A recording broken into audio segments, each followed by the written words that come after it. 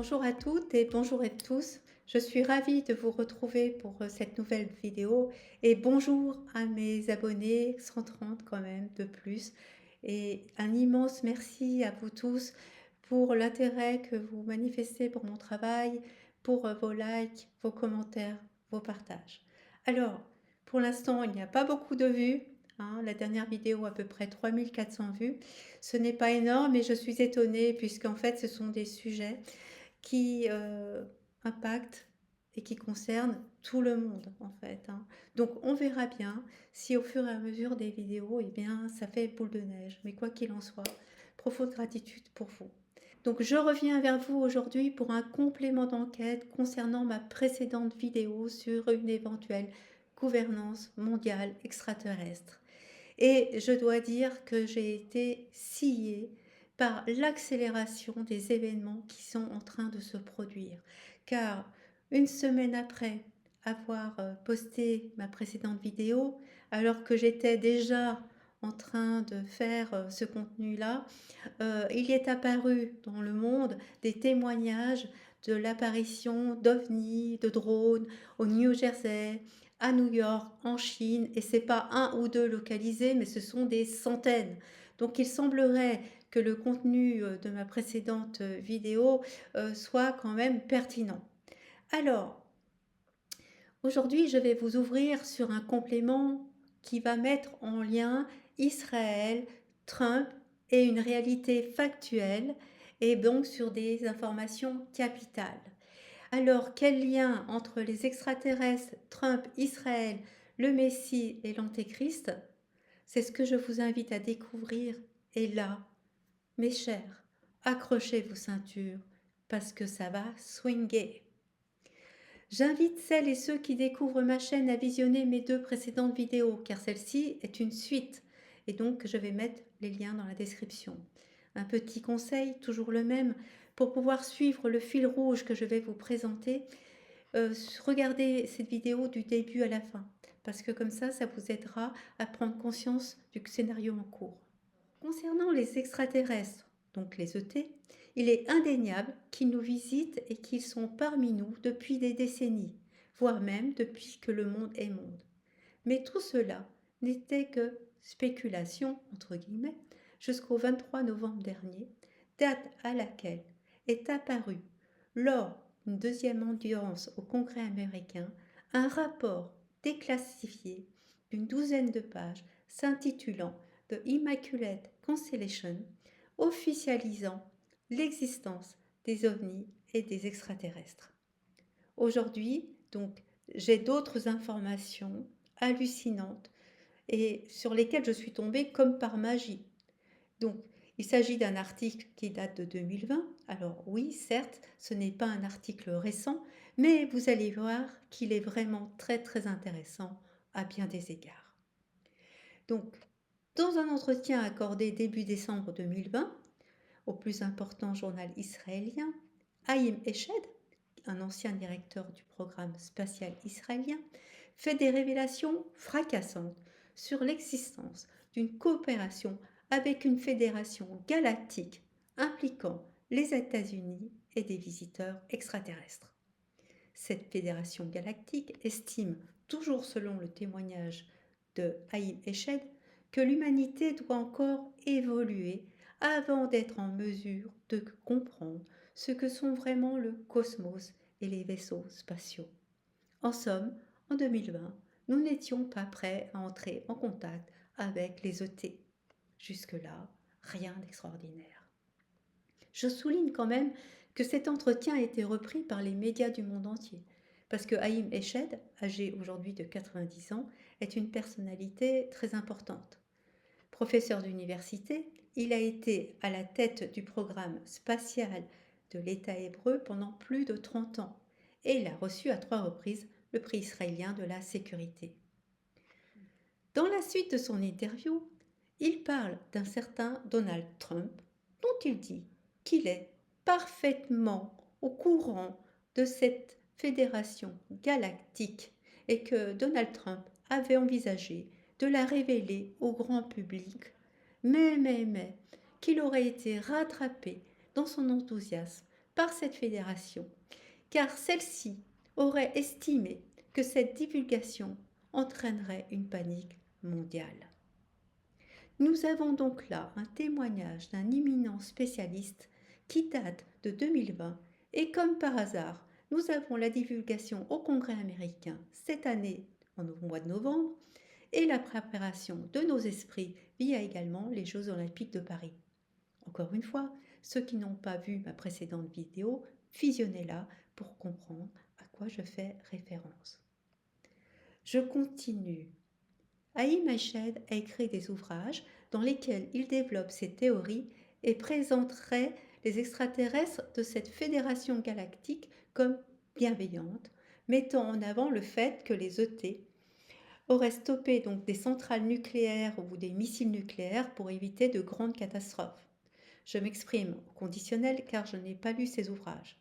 Alors, moi, il me vient quand même une question. Toujours l'idée du bon sens. En quoi l'arrivée de ces ET poserait un problème s'ils sont bienveillants? Parce qu'en réalité, on ne pourrait que se réjouir d'une telle bienveillance, non? Alors, vous, je ne sais pas, mais moi, personnellement, je décèle dans cette histoire des préparatifs avant leur venue pour laquelle nous devons être d'accord, pour laquelle nous devons consentir. Parce que figurez-vous que l'on n'attrape pas les mouches avec du vinaigre, n'est-ce pas? Et n'oublions pas aussi que les prophéties ne sont qu'un scénario encodé dans l'inconscient collectif pour conduire l'humanité vers une destinée qu'ils ont choisie pour nous. Alors ici, à aucun moment, je ne remets en cause la bonne foi de Haïm Eshed, son honnêteté. Ici, ce que je souhaite souligner, c'est la probabilité d'une manipulation d'un plan supérieur. Parce que voyez-vous, il se trouve que j'ai un parcours qui est très particulier, qui n'est pas du tout un parcours lambda. J'ai eu énormément, et je continue à avoir énormément d'expérience avec les plans supérieurs.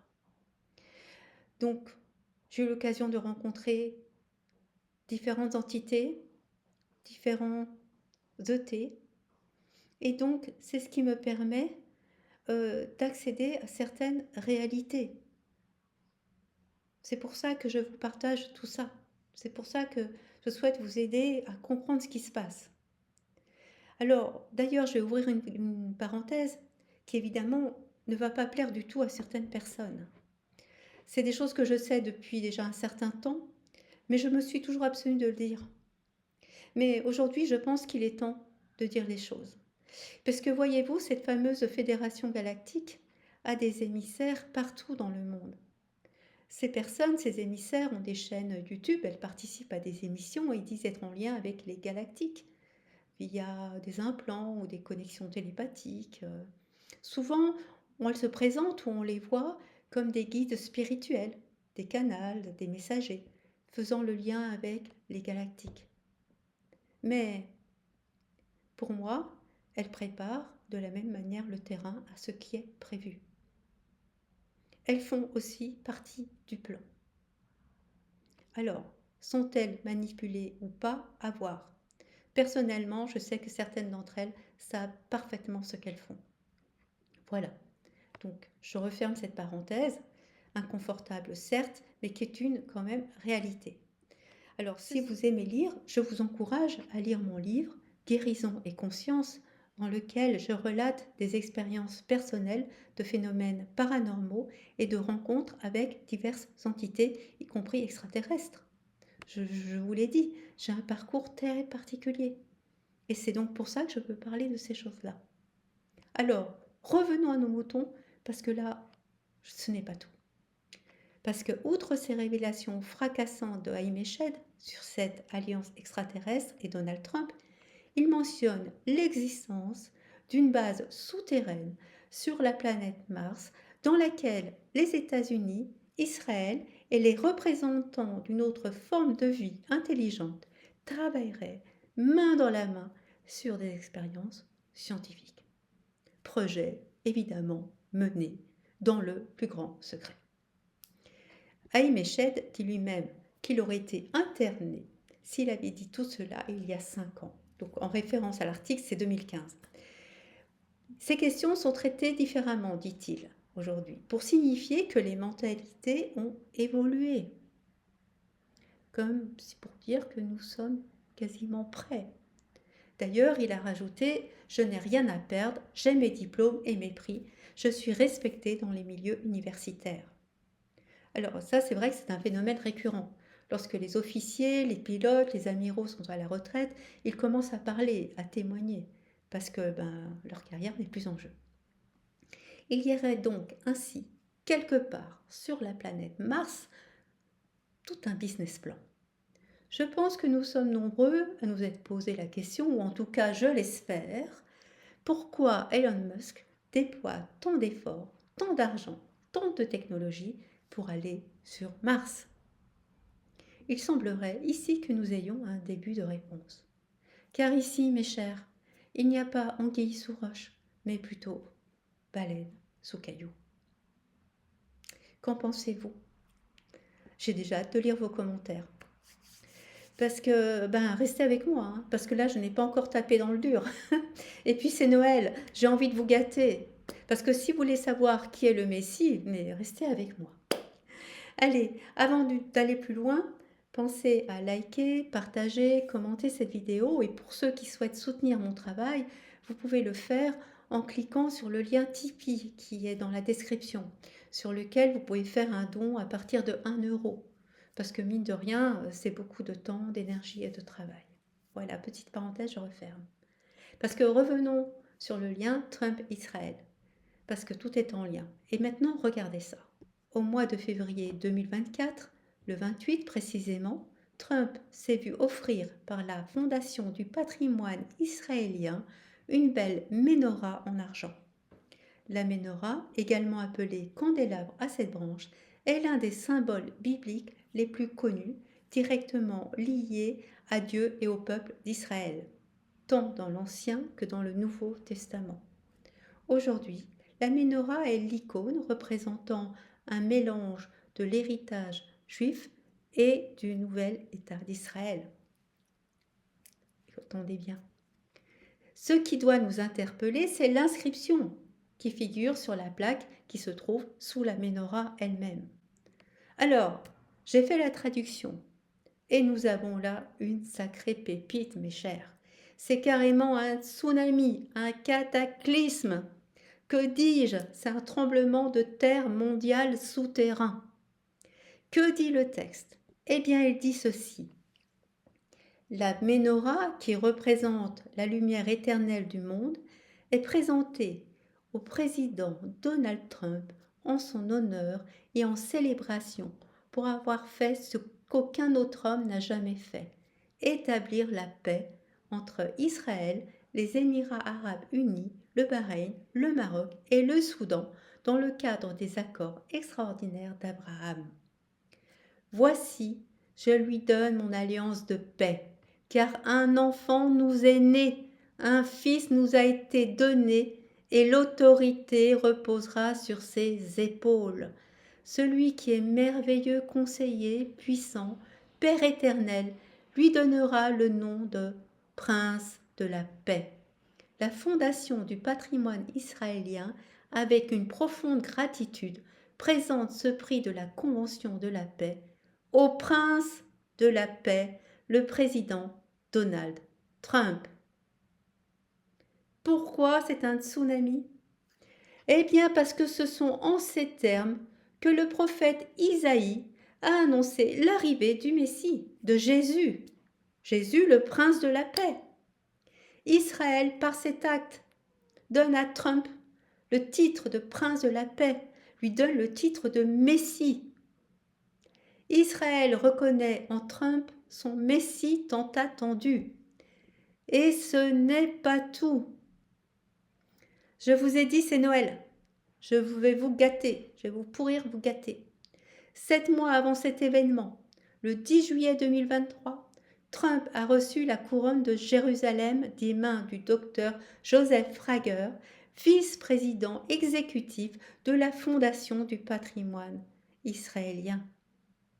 Trump a donc été officiellement couronné par Israël, ce qui signifie qu'il a aussi été symboliquement oint. Est-ce que vous commencez à comprendre? Je pourrais développer davantage, mais je reste sur l'essentiel pour ne pas vous perdre. Alors maintenant, un extrait de ma vidéo de prédiction que j'avais faite en 2020, il y a plus de 4 ans, qui s'intitulait Trump, les coulisses. Je vous retrouve après. La réalité du jeu. Il y a plusieurs plans, mais il y a le plan suprême, celui qui vient coiffer tous les autres et qui est en lien direct avec Trump et Israël. Les images suivantes valent 1000 mots.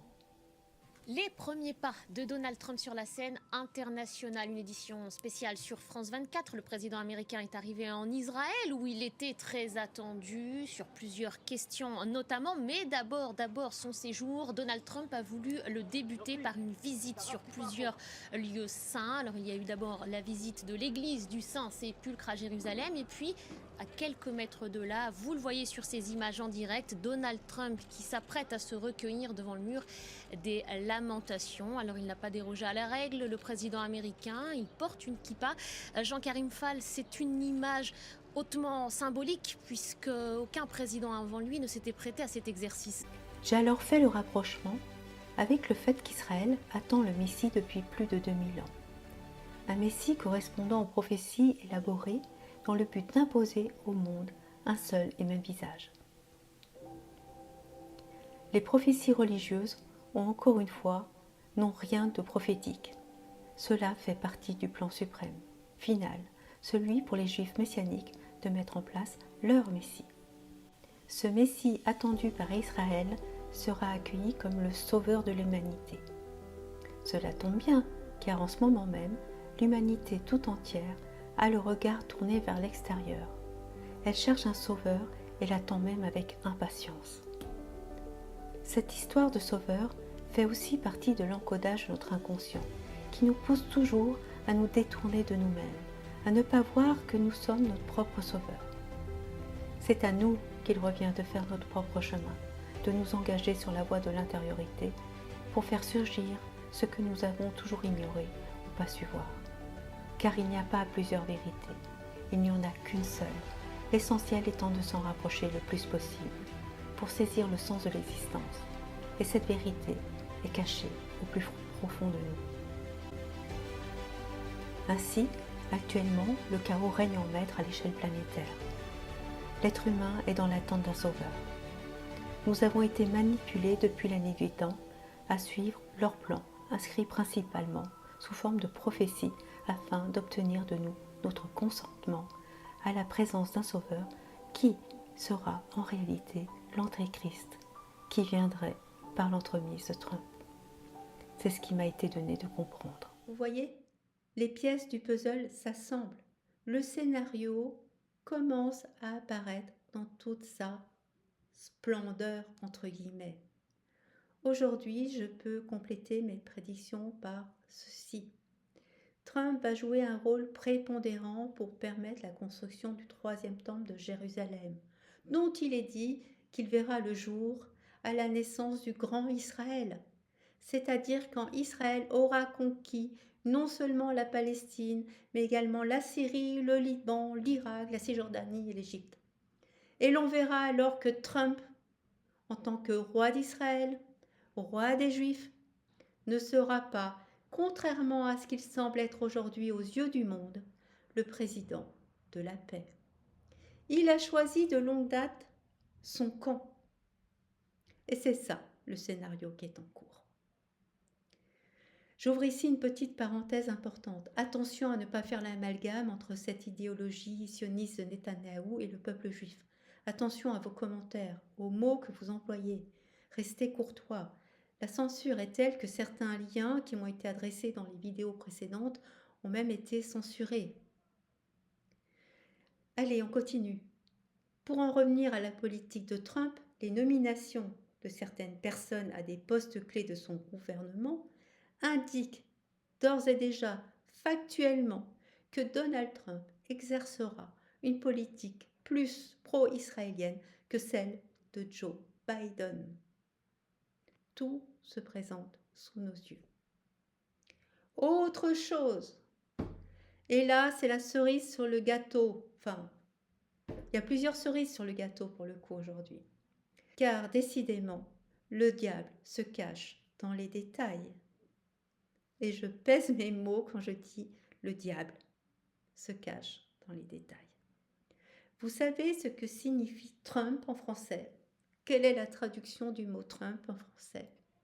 Cela se traduit par le mot atout. Rien que ça. Un atout, c'est une carte maîtresse, n'est-ce pas? Un atout signifie on garde une carte que l'on abat au dernier moment. C'est ça l'idée. Et donc, Trump est leur dernière carte. Et ça, c'est une sacrée bonne nouvelle. Si, croyez-moi, c'est une bonne nouvelle. Parce que c'est du chaos qu'émerge l'ordre. Et là, on arrive vraiment à un point de bascule. Alors, je ne peux pas tout détailler parce qu'il y a encore plein d'autres choses, mais aussi parce qu'il est important que vous fassiez vous-même vos propres recherches, parce que c'est en cherchant par vous-même aussi que vous pourrez prendre conscience de ce qui se trame en arrière-plan dans les coulisses de la politique mondiale, et dans l'idée de sortir du monde des apparences, de l'illusion qui nous est présentée à chaque instant de la journée. Ceci dit, il ne faut pas que j'oublie de vous dire, j'ai créé une nouvelle chaîne. Donc ma nouvelle chaîne s'appelle Béatrice Voyance, tout simplement. Béatrice Voyance. Dans cette chaîne, je vais poster des prédictions de voyance sur des événements qui ont lieu dans le monde et aussi sur des personnalités. Pourquoi je fais cette chaîne? Parce que simplement, les événements s'accélèrent tellement, tout va tellement vite que je n'ai même plus le temps de faire des grands formats de 30 minutes, ça prend trop de temps. Donc, et j'arrive pas à tout répondre.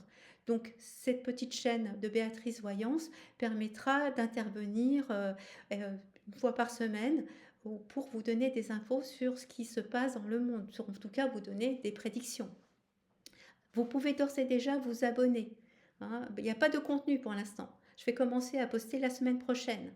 Si vous vous abonnez et que vous activez la cloche des notifications, vous aurez l'information de la publication de mon contenu. Ok? Alors, aussi, j'avais envie de préciser toujours la même chose, c'est-à-dire que mon but n'est pas de vous convaincre. Hein. Mes vidéos, elles ont pour objectif de vous aider à comprendre les rouages de l'inconscient personnel et collectif parce que c'est mon domaine d'expertise et qu'en cela, je peux vous aider.